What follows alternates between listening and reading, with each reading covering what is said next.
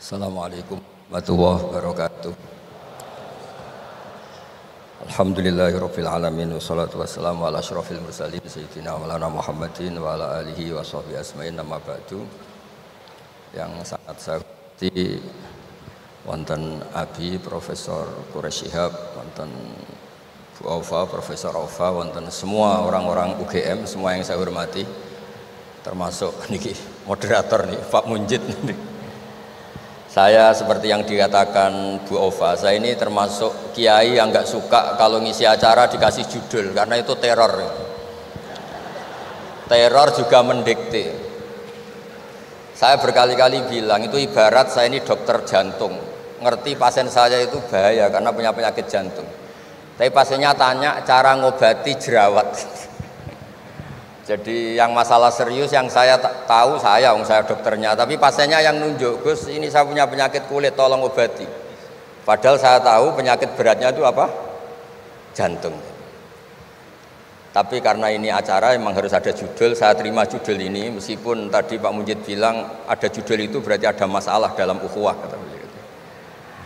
Saya tadi karena sudah dipuji ahli Quran, sebelumnya terima kasih, tadi saya sepakat sama Pak Quraish. Terima kasih pada UGM karena sudah memberi gelar Pak Quraish Kiai Haji. Biasanya hanya Profesor Doktor, ini nggak ada Kiai Haji, ini spesial. Jadi ini penganugerahan Kiai Haji dari UGM, itu keren betul. Ini Mbak Naswa harus mencatat itu penghormatan. Ini yang ngasih gelar Kiai Haji itu UGM. Jadi karena nggak punya alumni yang jadi kiai, yang ngasih gelar orang lain gitu kira-kira. Begini masalah solusi ya. Saya punya sekian cerita, tadi sudah dipuji ahli Quran, saya cerita yang Quran saja.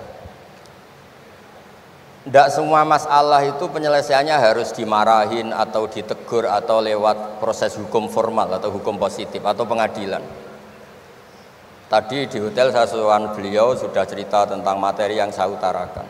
Begini ada sekian contoh, dan itu awal dari nggak ada kekerasan, tetap menjaga ukhuwah, karena modelnya penyelesaian yang tidak menyinggung, tidak mengadili, tidak mendiskreditkan, tidak memojokkan. Saya punya sekian cerita dan ini boleh dikulak Pak Munjid untuk ngiai di UGM, saya sahkan tanpa hak royalti. Saya itu sering Prof, kiai-kiai yang jadi mubalak sering terima kasih sampai Gus, alhamdulillah kulaannya bisa saya jual katanya. Karena saya ini sudah kiai resi, gak mau kemana-mana, tapi yang kulaan banyak diretailkan. Terus terima kasihnya sama saya. Dan karena saya ikhlas ya tidak dapat royalti. Tapi sudahlah, royaltinya surga saja. Saya cerita yang rileks-rileks. Khalilur Rahman Ibrahim itu pernah ingin, karena penat ya, mikir umat itu penat, capek, ingin masalahnya selesai dan nggak mungkin selesai, sehingga beliau minta umur panjang supaya punya waktu panjang untuk menyelesaikan problem umat. Sama Allah nggak dijawab. Ada orang tua yang sudah renta tua sekali, karena Nabi Ibrahim itu adalah terkenal dermawan, dipanggil terus dikasih kurma. Dikasih kurma itu makan itu meler lagi, makan meler lagi. Terus Nabi Ibrahim masuk kamar, ya Allah saya batalkan doa minta umur sampai tua. Ternyata engkau jawab, kalau terlalu tua kayak itu. Terus kedua, Nabi Dawud. Ini cerita dulu ya, jangan ditiru. Saya ulang lagi cerita dulu, jangan ditiru. Nabi Dawud itu terkenalnya ini. Itu punya istri itu 99. Ini cerita dulu. Kalau sekarang maksimal 4 itu saja kalau berani. Kata orang Madura itu kalau ingin punya istri 2, 4 itu 1 tambah 1 sama dengan 0 Gus, karena semuanya lari. Tapi ketika melihat satu perempuan yang cantik itu beliau ingin sekali. Ketika penasihatnya bilang engkau sudah punya 99, tapi tidak ada yang kayak itu. Saya masih ingat sama Profesor Jenny ketika nerjemah inna hadza akhi lahu tisuna najah itu. Saya tanya sama Prof Jenny, abahnya Bu Ovain, Pak Jenny kenapa masih ingin yang satu lagi padahal sudah punya 99?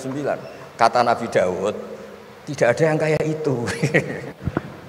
Terus saya guyon sama beliau, berani berargumentasi ini depan Bu Latifah ya? Jangan, ini kata Nabi Daud, tidak kata saya. Singkat cerita terus Allah ternyata nggak negur Nabi Daud dengan apalagi mempermalukan, negur depan umum atau di medsos atau yang mempermalukan. Allah bikin drama, yaitu ngutus 2 malaikat. Nabi Daud pas itu raja. 2 malaikat datang tergopoh-gopoh menunjukkan kalau sedang ada masalah yang serius, yang krusial. Nabi Daud sampai kaget, fafazi aminhum, kaget betul Nabi Daud. Tahu-tahu ada orang di depannya terus tanya, kenapa kamu tergopoh-gopoh? Saya ini punya masalah berat ya Nabi Allah Daud. Apa masalah kamu? Ini saudara saya sudah punya kambing 99. Minta saya yang punya kambing hanya 1. Gimana cara jenengan? Oh kamu udah adil, kamu rakus, dimaki-maki yang punya 99. Sudah ini keputusan final, sudah, pulang. Bareng setelah pulang, loh itu gue banget kata Nabi Daud. Enggak ditegur, Allah pakai drama. Jadi masalah sekarang adalah amar ma'ruf nahi mungkar sudah kehilangan seni bikin yang tanpa masalah, yang tidak menimbulkan masalah baru gitu. Jadi intinya itu ada penyelesaian masalah yang tidak harus seperti itu gitu, pakai drama, pakai apalah yang. Terus cerita ketiga, banyak peristiwa-peristiwa sosial. Saya ulang lagi, peristiwa-peristiwa sosial yang penyelesaiannya itu juga agak lewat pengadilan. Ada ayat wa Daud wa Sulaiman idh yahkumani fil harthi idh nafashat fihi ghanamul qaum. Itu yang diceritakan di beberapa tafsir. Ada cerita unik begini. Ada 2 perempuan kakak beradik, sama-sama punya anak. Kebetulan sama-sama ganteng. Karena masih kecil itu kan mirip. Saya ulang lagi, karena masih kecil itu mirip. Karena sama-sama Arab, enggak Arab sama Kebumen. Kalau sama Kebumen kan hidungnya beda, sama-sama Arab bukan sama-sama Arab, sama-sama ganteng. Singkat cerita, yang satu ini dimakan serigala, anaknya yang satu dimakan serigala. Kemudian semuanya mengklaim yang dimakan tuh anak kamu, bukan anak saya, sehingga anak satu ini milik saya. Yang satu bilang ini anak saya yang selamat, yang anak kamu dimakan serigala. Nabi Daud ketika ada pengadilan seperti itu menghukumi yang argumentasinya meyakinkan. Sudah ini milik kamu karena kamu lebih berargumentasi. Setelah keluar, kata Nabi Sulaiman pas itu masih kecil, kalau hakimnya saya, keputusannya tidak seperti itu. Karena Nabi Dawud itu demokratis, saya pokoknya tidak akan keluar dari jalur Quran sebagai pemenuhan, karena saya Profesor Quraisy, Profesor Zain itu orang yang sangat menuhi Quran. Terus kata Nabi Dawud, Sulaiman sini, sudah kamu saja yang mengadili. Ternyata apa Nabi Sulaiman itu? Ngambil pisau. Mana anak yang selamat? Ini, udah kita bagi 2 saja, supaya agak konflik gitu. Terus ada yang nangis histeris, menangis nangis, yang satu tenang saja. Terus sama Nabi Sulaiman anaknya dikasihkan yang nangis. Ini ibu beneran ini, berarti ini ibunya beneran ini, anaknya mau dipotong nangis, kamu mesti ndak, masa anaknya mau dipotong diam aja. jadi ternyata sebagian pengadilan dulu itu pakai perangkat psikologis, gak mungkin secara naluri normal orang anaknya mau dipotong membiarkan, itu pasti tidak ibunya itu. Akhirnya dimenangkan yang nangis tadi. Jadi banyak cerita di literatur saya. Itu tidak semua masalah atau kemungkaran atau maksiat atau apa itu diselesaikan pakai cara-cara mempermalukan di depan umum atau pidato berapi-api yang mojokkan sana sini. Cerita saya yang terakhir adalah tentang Rasulullah Muhammad SAW. Itu ada orang yang jenisnya hiper sek atau hiper lah. Itu dia mau masuk Islam tuh problemnya karena dilarang zina, dilarang seks bebas. Gaduh di masjid itu. Nabi memang kalau nemuin tamu di masjid karena itu wilayah publik. Nabi tanya, "Loh, kenapa gaduh?" Itu ada pemuda yang ingin masuk Islam tapi yasta'dzinu fi zina. Dia minta izin supaya tetap boleh zina. Nah, kenapa gaduh? Semua sahabat melarang karena itu enggak mungkin itu. Makanya enggak boleh ketemu jenengan itu. Kata Nabi, "Enggak apa-apa, suruh ketemu saya." Setelah ketemu Rasulullah di depan beliau, "Apa betul kamu pemuda yang ingin masuk Islam tapi minta izin tetap boleh zina?" "Iya ya Rasulullah." Apa jawabannya Nabi itu unik. Atuhibbuhu li ummik, pertama. Kamu suka kalau ibu kamu profesinya seperti itu kemudian dinikmati hidung-hidung belang? Enggak Nabi. Kalau ada orang gitu sama ibu saya tak pukul. Atuhibbuhu li bintik. Kamu suka punya putri yang jadi mainannya orang-orang hidung belang? Ya enggak Nabi. atuhibbuhu li ammatik, kamu suka kalau itu terjadi di bule kamu. Sampai nyebut sekian orang-orang yang dicintai pemuda itu. Akhirnya pemuda itu, wallahi, demi Allah saya tidak pernah melihat sesuatu seburuk zina, seburuk itu. Dan demi Allah saya tidak akan zina lagi. Jadi logikanya diset oleh Nabi, dan Nabi tidak ngancam neraka, tidak marah, tapi logikanya diatur. Itu pula yang sering digunakan di Quran, sering ada kata kul aro'aitum, ya kan banyak di Quran. Aro'aitum itu orang diajak berpikir bersama. Ya, jadi menjaga kemajmukan, menjaga ukhuwah itu dimulai dari cara menyelesaikan. Tidak semuanya harus pakai marah-marah, pakai apa. Dimulai dari Allah sendiri dalam banyak cerita di Quran, di hadis itu suka hal-hal yang kecil, yang keseharian. Makanya dulu itu kalau ulama ditanya, saya ini tidak punya uang padahal ingin makan enak. Ij'al idama ka'al ju'a. Ya, lauk paling enak itu satu, yaitu lapar. Kalau kita puasa, makan apa saja enak karena lapar.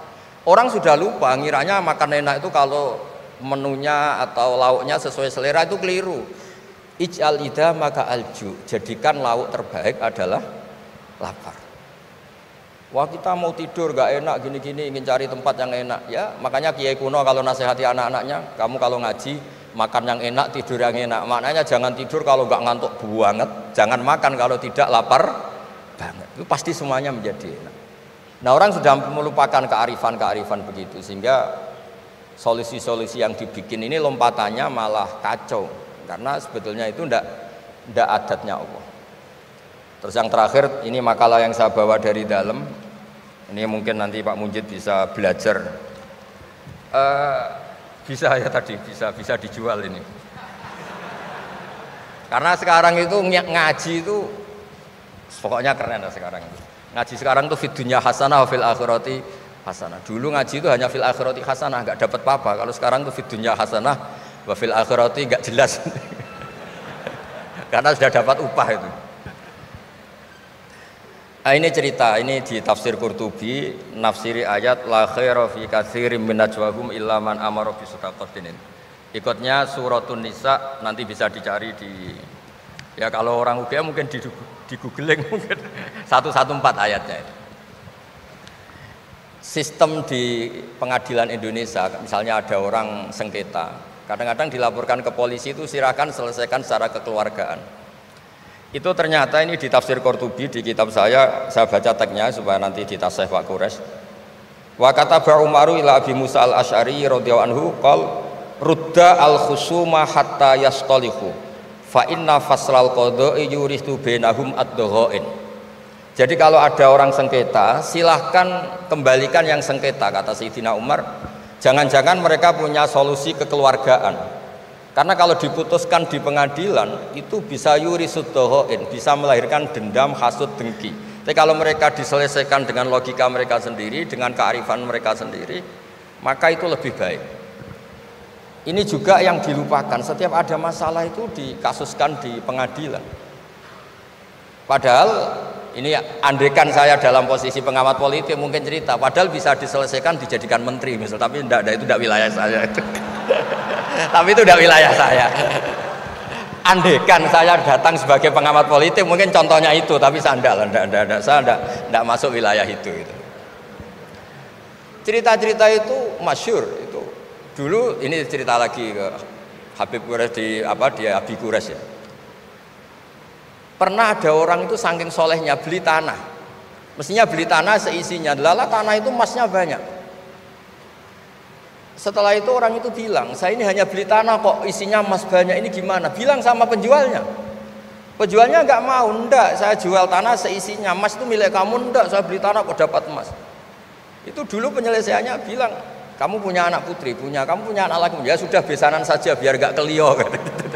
Jadi dulu banyak cerita-cerita kearifan yang orang tuh udah harus rame-rame di pengadilan. Ya tadi andaikan saya politik, mungkin contohnya nggak usah di MK lah, dimenterikan gitu. Bisa andaikan saya politikus. Tapi tidak lah, itu tidak wilayah saya. Jadi di antara kebaikan Islam, benan nas, bukan benal muslimin, bukan benal muslim wal kafir. Benan nas. Kita rukun sesama non muslim itu juga ajaran Islam. La khaira fi katsirin min najwahum Diskusi apapun tidak baik kecuali diskusi-diskusi yang menyuruh kebaikan, menyuruh sedekah, au islahim bainan nas, atau diskusi yang menjadikan kita baik-baik saja, hubungan kenegaraan, hubungan kebangsaan, hubungan kemanusiaan baik-baik saja. Ya, sekian mukadimah saya, nanti ditambahi Abi Quraisy, Profesor Quraisy. Sekian, dan saya tidak salam dulu karena pasti provokatornya ini merovokasi lagi. Jadi kalau moderator itu kan bikin sesuatu indah, ini jadi tidak indah. Masa orang sesantun saya dibilang harimau, itu kan kacau itu nggak bener itu. Karena kalau di Indonesia, oh ini negara nggak bener, kayak hukum rimba, yang kuat menang, yang kuat itu kan harimau, wah, jadi masalah kan. Tapi saya maafkan karena di dunia kiai ini masih mu'alaf latihannya. Saya alhamdulillah orang-orang UGM memang sering ketemu saya dulu zaman Pak Panut. Ini ke rumah saya ganggu ya berkali-kali. Jadi ya enggak apa-apa, silahkan salah karena Allah Maha Pemaaf gitu. Monggo.